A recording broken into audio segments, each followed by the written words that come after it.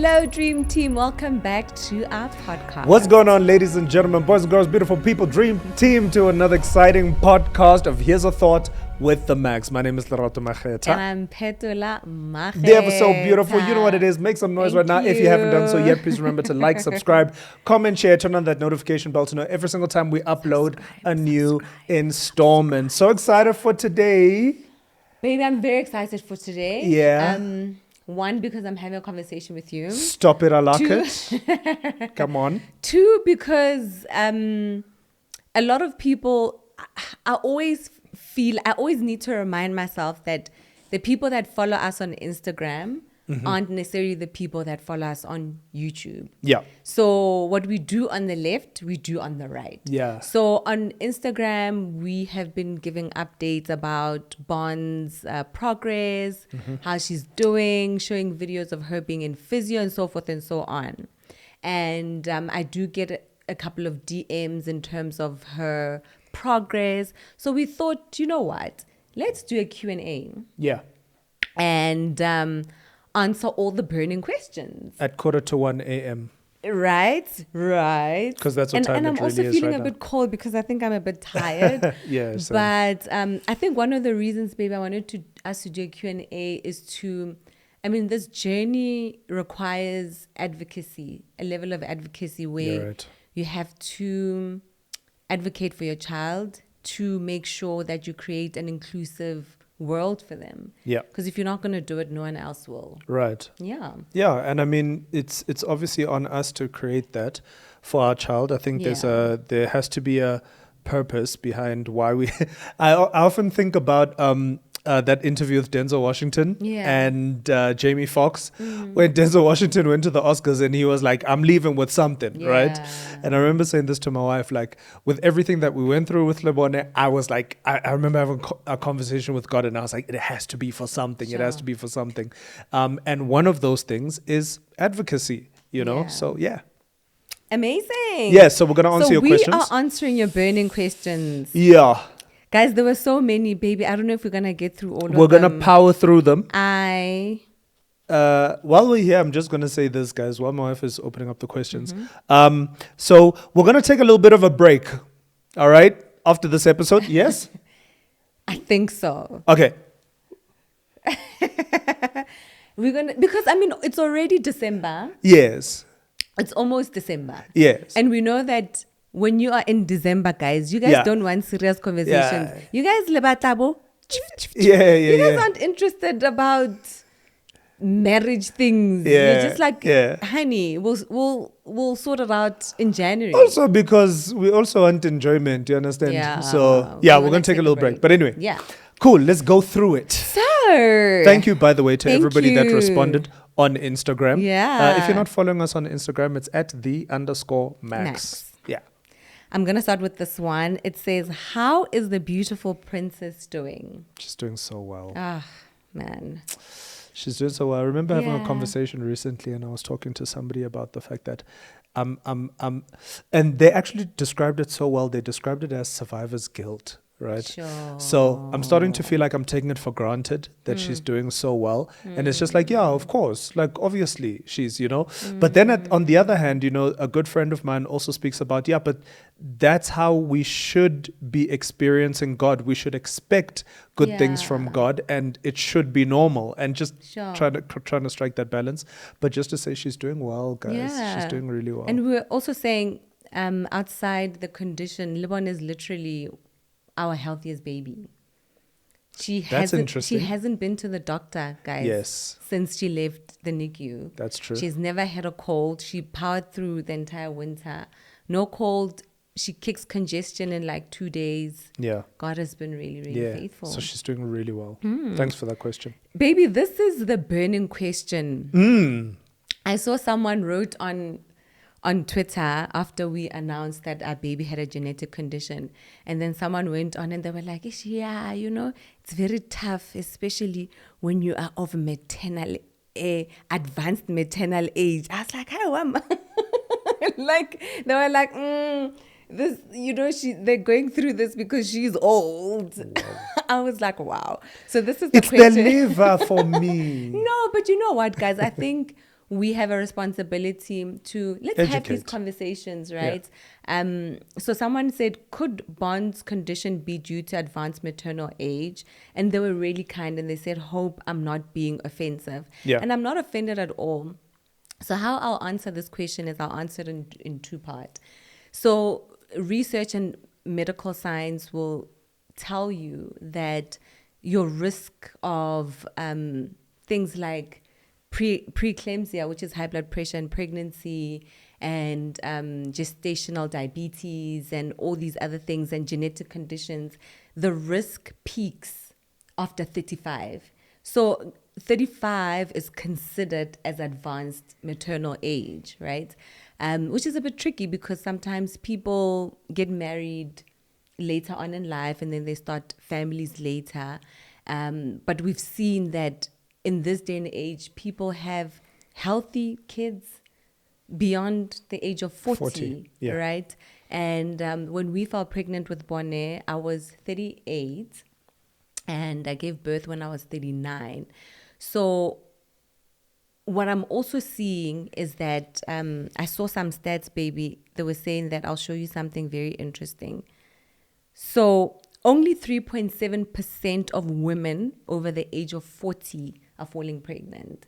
So the majority, of these disorders and conditions and miscarriages are happening to people that are 35 younger. to 39. Even 20 to 29, because that makes up 46.3%. 30 to 39. Sorry. 45% is 20 to 29. 46% is 30 to 39.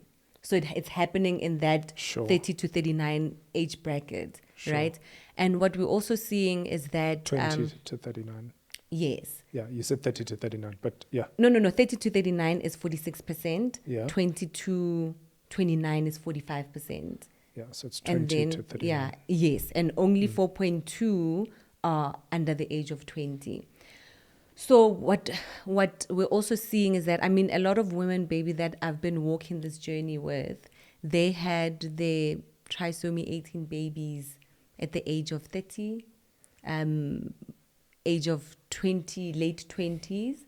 So age is not, Bonner's condition was not as a result of me being over 35, but your risk profile sort of peaks for a lot of other things after the age of 35.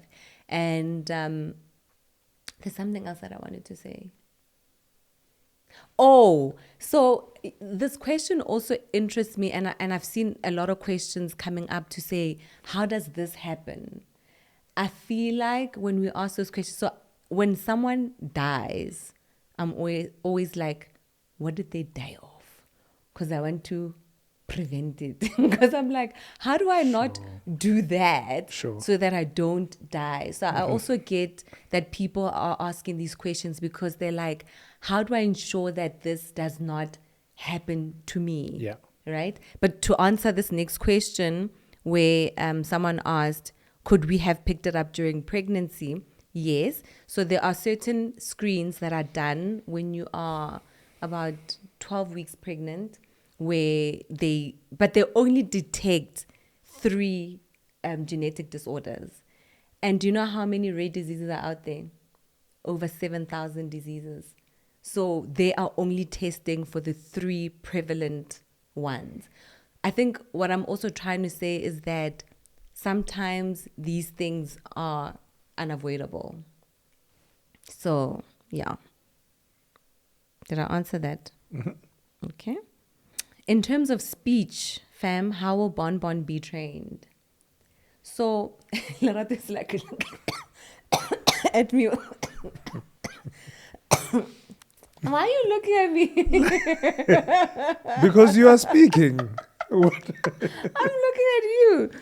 So, in terms, okay, so guys, you'll see that I might be speaking a lot because I'm a medical mom and I do a lot of research. And Larata's like, okay, how do we make it happen? How much money are you going to need? Let's make it happen, right? So in terms of speech, we're already working with a speech therapist but not for speaking reasons, but for feeding reasons, because Bon has been struggling to feed orally. So she will continue to work with a speech therapist. I mean, I'm seeing her now, baby. She's trying to, so she's cooing, she's blowing raspberries, and research tells me that blowing raspberries is a sign of kids trying to form words. So she's reached those milestones in terms of where most kids are at her age. And then, hi, Sesi Petola, what happens with school? Would she have to be in a special school? Okay, I'm going to answer. Lerata, please help me.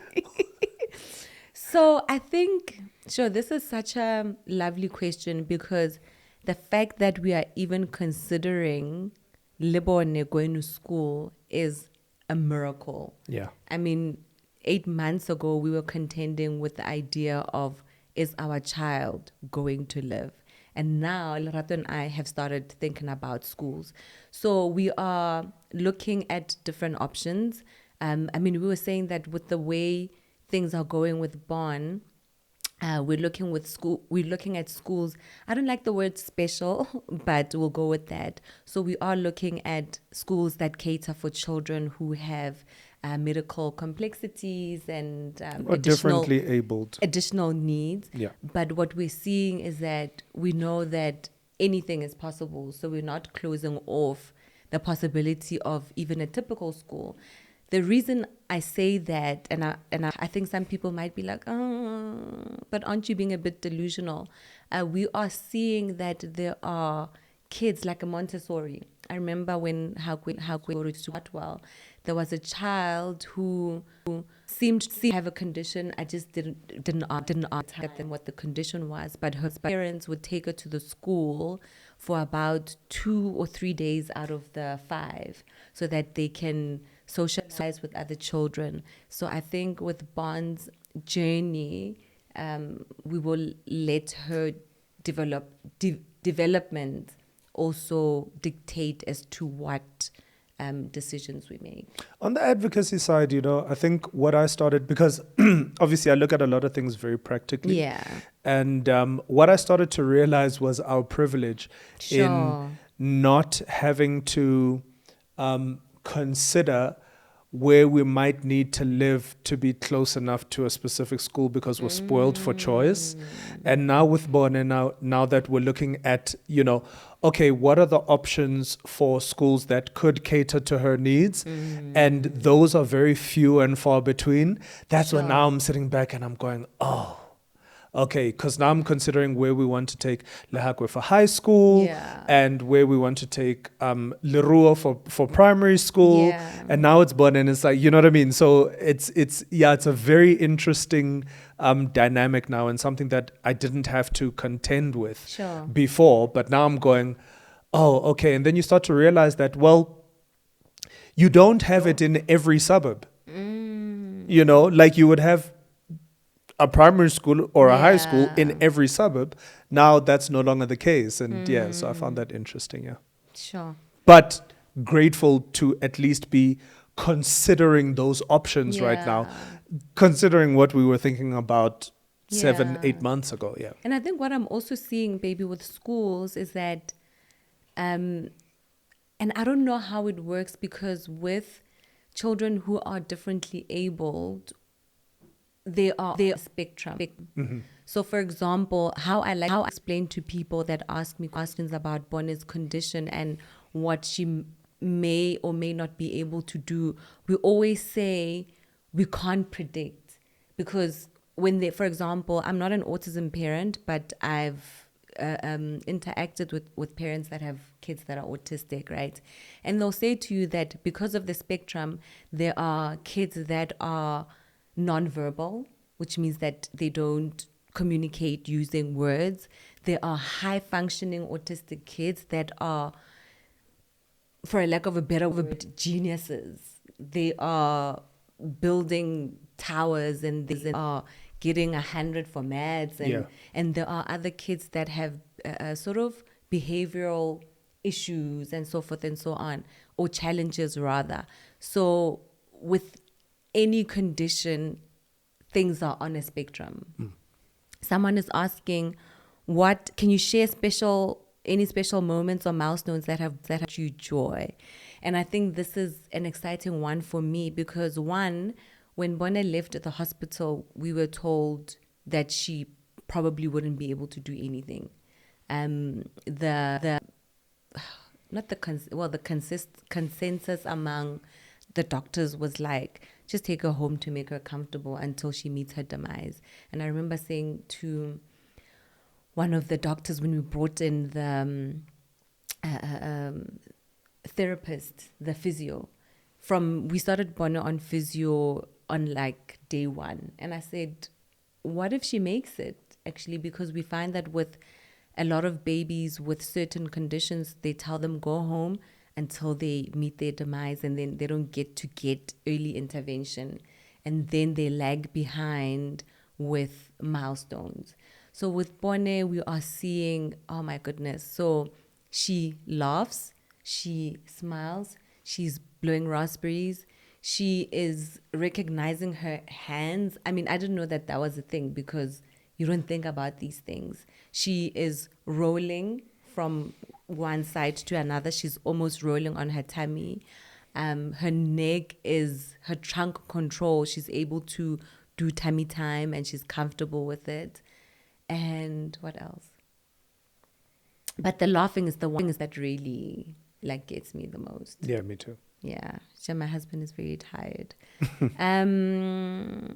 How did you break the news to her sisters?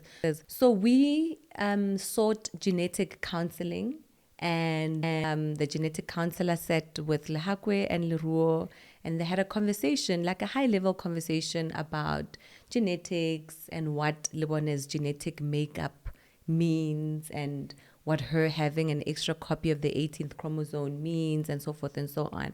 And when we say break the news, I remember saying to a friend of mine, my best friend Sipe, when we were told that Bone could potentially not make it, and I was saying to her, I was like, friend, how do I prepare the kids? It was such a hard conversation to even have in my mind. And she said, well, friend, how are you going to have a conversation with the kids about you dying one day?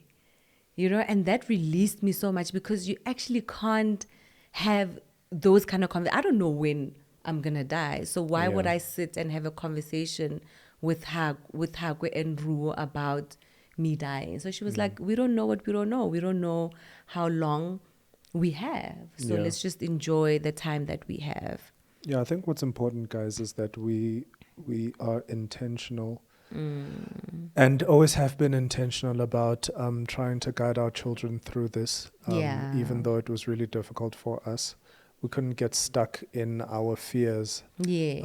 And so we sought counseling from outside, people that would be able to sit them down and really explain it to them in a way that they would be able to understand, and, you know, professionals at that.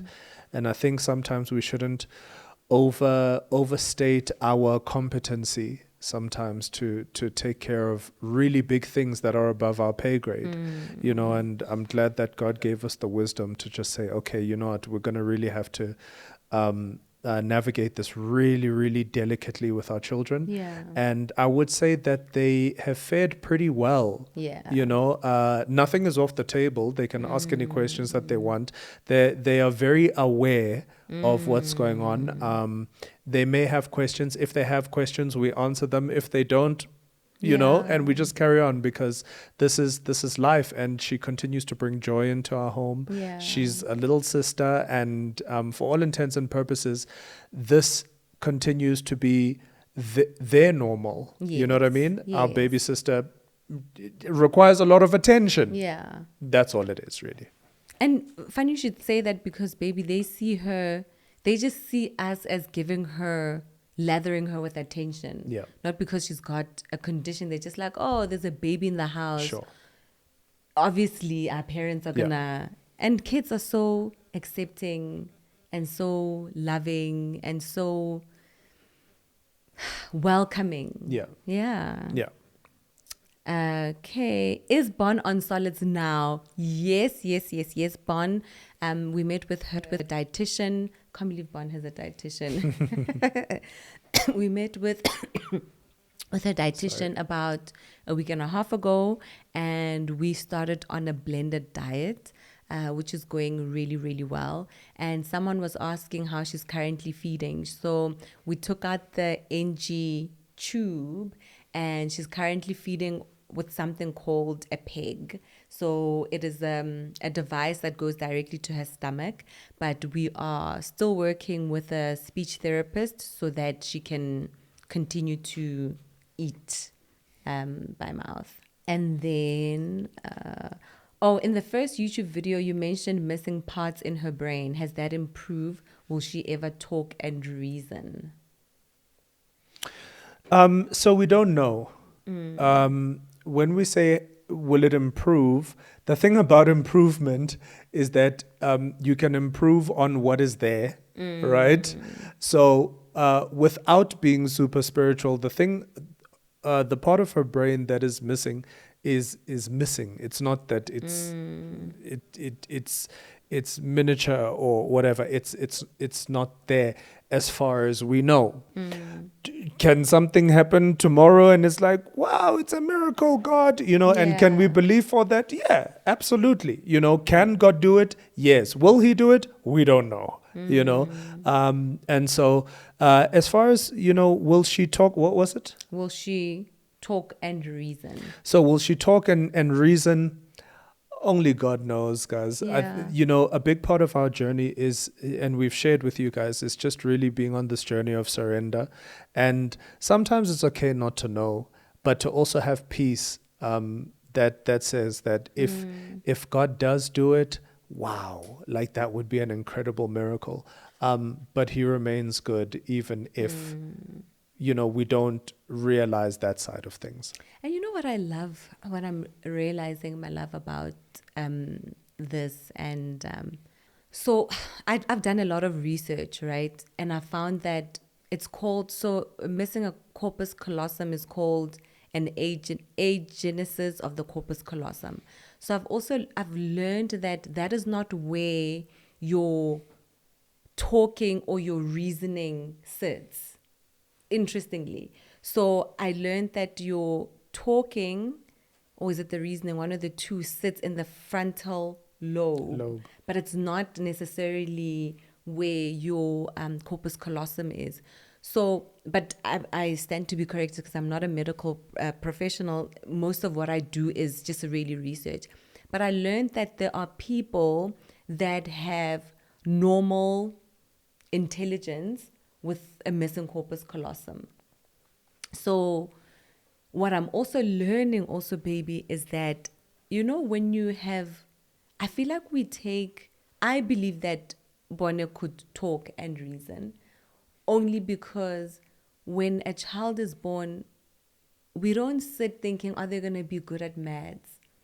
Are they going to be good at English? You don't know that, right? Your child is born and they are taught certain things. So I definitely believe that with early intervention and with God, Bonnie is really capable of anything. And like you were saying, baby, even if we welcome God using her in her makeup, whatever that looks like. What is it that Bond does that is your favorite to watch or hear? For me, it's definitely the smiling. And what I love about her is that she's developed her own personality. She's quite fiery. She will let you know if she doesn't like something. So best believe. I love it when she stares at me. Right? These questions are so many, but a lot of them are, what is the hardest thing about Bonbon's condition? I think for me, it is hard, but it's also fascinating. The fact that they grow so slow. So Bonnie is strong, but she's tiny. Like, And Otlali feel now, but she's a baby, right? So she's 8 months now. She's a boss baby. Have you guys watched Boss Baby? Yeah, Do you know Boss Baby, baby? I do. Because baby, she's 8 months now, but when you look at Bon, you could mistake her for a 2-month-old, isn't it? 2-month-old. And even her weight, she's weighing on the smaller side. So the development is slowed down, and it's like, yo, I've had a newborn my entire life. It's been 84 years. Yeah. So I think that's been, I wouldn't say the hardest, but it's been the most challenging and interesting also to be like how God. Yeah. So yeah. Yeah. And you, baby? So for me, And you, my love. so for me, I think the most challenging thing is the unknown, Sure. right? There's almost a security in expectation. And here, it's almost like you don't get to have expectations. Sure. Because she's writing her own story, she's on her own timeline, she's on her Yeah. own trajectory, she's making her own rules, and there isn't a sense of me being able to confidently plan for her next, and that's a little bit challenging for me, where I'm just like I'm following her lead as opposed to her following mine. And what I love about that, baby, is that that's how we should actually be with all our kids. Yeah. And I find that we are very prescriptive in terms of what we believe for our kids. And for me, Bone has made me a little bit more, I have a lot more grace for my other kids, for Hagwe and Ruo. And I just find that I'm a lot more, what's the word, surrendered Yeah. to their futures as well. Yeah. And how God is going to write their story. Yeah. Okay. How did it change? How did Bonner's condition change your perception on God's will and promises on your lives as a married couple? So for me, my perception, for me, I just realized that God's will is perfect. I think I wrote on our Instagram the other day, and I wrote that when you have a child that has medical complexities, people find it very difficult when you call them a blessing. But we can't stop talking about how Lebone has changed the trajectory of our lives, our marriage, our ministry, our future. So without her, I can't imagine having spent the rest of my life being the person that I was 8 months ago. So for me, that's how it has changed my perception of God's will, that his will and his ways are perfect. The fascinating part of this question for me was God's promises, and I was sitting thinking about it for a second. Because I think maybe very often we don't actually know what God's promises are. Sure. And we've got this idea that God's promises are him, well, God's promises have got to do with health and wealth and prosperity and all of that stuff. And I don't know that. So how my perception has changed is I don't know that that's what God is concerned about. Sure. I feel that we are part of, I was explaining it like this to somebody the other day. I said, I understand today that I'm a puzzle piece in God's bigger picture. The thing about a puzzle piece is it doesn't have defined lines. It's not square. It's cut Sure. in a very specific way, and there are things that he needs to cut out of our lives, and there are areas where he needs to embellish there are so many things, and then you come out with this really unique shape, Yeah. but you need to be shaped in a specific way in order to fit. Sure. And for as long as you haven't been shaped, the way that God needs you to be shaped, then you're not going to fit. It's not going to fit into God's picture. I love And that. so, his promises are not to harm you, Yeah. and to give you a hope and a future. His promises are yes and amen. His Yeah. promises are, if you delight yourself in him, then he gives you the desires of your heart, but he actually gives you the desire, Yeah. for the things that are from him. Those are his promises. Yeah. And so, today I'm leaning in, I'm trying to lean into God's heart for me, Sure. for us, for my family, I love that. for my neighbor, for my family, for my friends, for because I think that is what concerns him. My ability to love people the way that he loves me. Sure.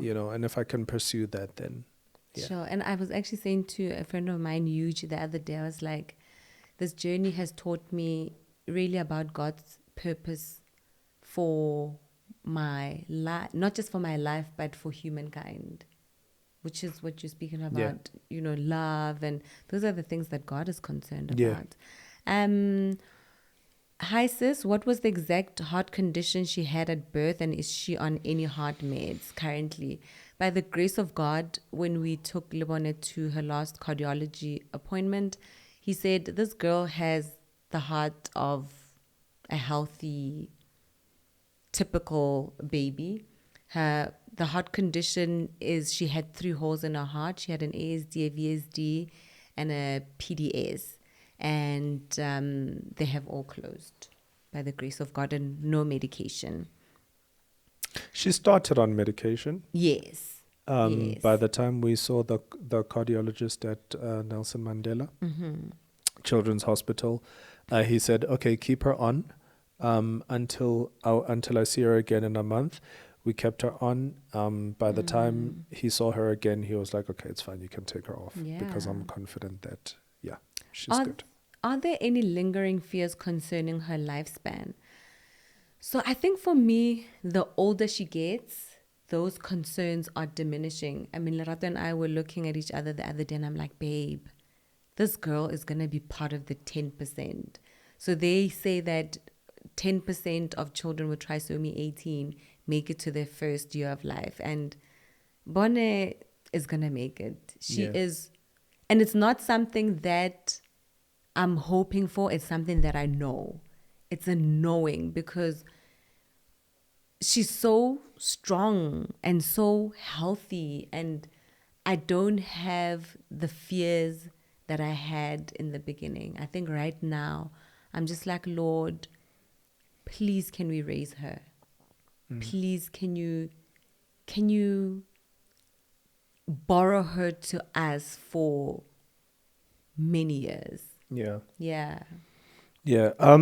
So on my side, it's Really? something that I think about. Yeah. It's almost like I don't want to be caught unawares, and I think about it's weird. It's like I insist on planning for her future, and then I leave a little room for you know that thing where Jesus was in the Garden of Gethsemane, and he says, "But not my will, Lord, yours." It's that. I still leave room for that, but not my will, Lord, yours, and whatever you say and however you want to do it. And I strongly do not believe that is a lack of faith. What it is me being intentional about even surrendering my fear. Sure.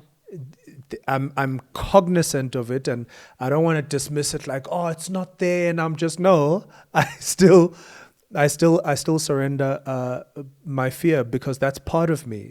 It remains a part of me, and I'm determined to have an authentic relationship with God. And have an authentic relationship with myself. So is it a consideration? Sometimes, yes. I wouldn't go as far as saying a fear. Maybe I'd let me rather say a consideration, to say, I leave room for it, while trusting God. I think for me, I was, just to wrap this question up, I was released when, and you did a lot for me, baby, also in that season where in the beginning I would read stories about, trisomy 18 babies and how they passed. And because I also didn't want to be caught unaware. And you said something very important to me. And you said, baby, we don't know how the story ends. And what I love about what you did for me then is that it made me realize that we don't know how the story ends for any of us. And that's when I was able to fully surrender that fear to God, to say, I don't know how my story ends. I don't know how my husband's or my other children's. And the same goes for Bonne, and it released me. And the thing I said earlier on today, baby, was, surrender is not a destination. Surrender is something that you're constantly working at every single day, and to be fair, the journey of surrender is fairly new for both of us. There are so many things we're discovering new levels of what it means to actually surrender, and we're having this conversation just earlier on. But I hear you. So they're saying that, is there a way the condition could have been avoided during pregnancy? Avoided is don't fall pregnant. Yeah. So Yeah. I'm learning that. I learned a term the other day. Apparently it's called de novo mutation. So de novo mutation basically is when there's an error in the sort of in the DNA, and it's not something that has been present in your lineage, my lineage. Because I remember the one time we went out and a cousin of mine, and I take it with grace, right? Because I understand that not everyone has researched, and I also didn't know a lot about this world until we started researching. And they were like, yeah, I mean, maybe somebody go Lerato or somebody or somebody. Who said that? Just imagine. Just imagine. Still my child, who I love so much. No, but what I'm saying, guys, is that it's not. So there are some genetic disorders that are inherited from parents, but this one was just really we always laugh about it and say we've won the genetic lottery, and it wasn't something that was inherited from my side or Lerato's side. It's just something that an error that occurred in the cell division. Now you're going to have the room divided. An error? What do you mean an error? But baby, we always had these conversations about the error, because we speak about, I remember when we found out about Bonne's condition, and, people would say things like, maybe, oh Lord, there was an attack on this child's life from birth. And I always say that, and we had the conversation with GC to say, even if there was, God allowed it. Nothing catches God by surprise. So we don't sit thinking, oh, was it an attack? Was it this? My disposition is that God allowed it for a reason, for a greater purpose. Agreed. And then this is still the same. Is there any medical research on what causes the condition?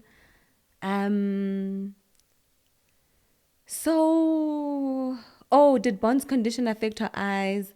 My son has trisomy 13 and was born with bilateral cataract. So with Bonne, we took her to the ophthalmologist the ophthalmologist came to see her when she was about 2 weeks or 3 weeks. And, he said to us the structure of her eye is perfect. She's not seeing anything wrong. And we'll see as she gets older whether it has affected her vision. And she seems to recognize us fairly easily. She can spot me from standing across the room. She can spot her sisters. And speaking about whether she can see clearly, someone asked if she can recognize us. So Lebone knows that I'm mom, this is dad. I'm convinced Hakwe is her favorite. She knows her nurses. She knows my sister. She knows us. Yeah. Yeah. And then what are the doctors saying now about baby Bond's prognosis? Nothing. So they can't say anything now because, textbook was saying that Lebone shouldn't be here. But now Bone is beating the odds and they're just like, well, I mean, we had met with palliative doctor when Lebone was a baby, and we've been working with Dr. Angidi very closely. I remember Dr. Angidi when we first, but he was very compassionate and he was just like, guys, things are not looking good. And I've seen children with this condition. I just don't know, right? And now he sees Bone and he's just like, she looks amazing. She looks great. And I keep sending him updates and pictures to say, look at your girl, Yeah. So, yeah, I think we've answered questions about what people think the limitations are going to be, the feeding, supporting her sisters. And I think how we supporting her sisters, it's weird because I just don't feel like They need support. because everything is so normal Yeah. at home. Yeah. If anything, things are Better. We just have this, we spoke about this, the urgency to love, to serve. There's a purity in which we navigate life lately. So there isn't really a support. So guys, I think we answered everything. We answered about schools, baby, prognosis,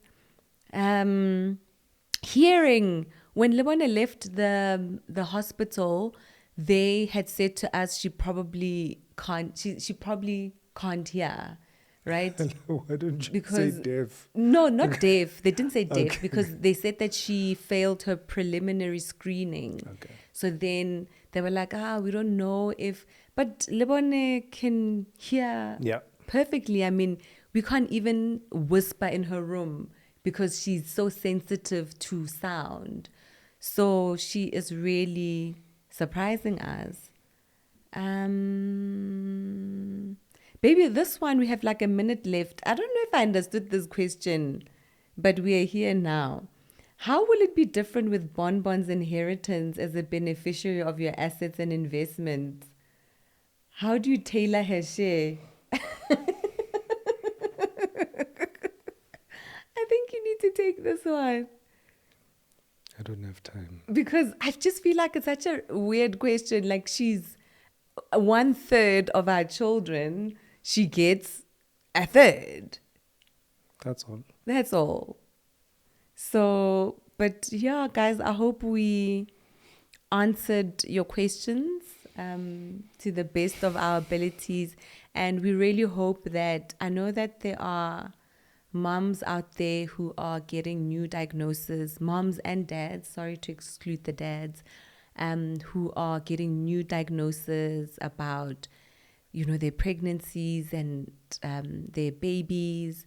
I pray that this will encourage someone, the journey that we're walking, just to give them hope, to say that there is grace, there's more grace, there is unexpected grace for life, for milestones, for quality of life, for joy, and everything else in between. Yeah. And that's on period. On period. Even our watch is saying 000. We did this on record time. Yes. I'm so tired, guys. Peace, love, and blessings, everybody. Yes. Remember to like, subscribe, comment, share, turn on that notification bell. We'll see you on the flip side. Yeah. One time. Too real. Peace and blessings, people. We out.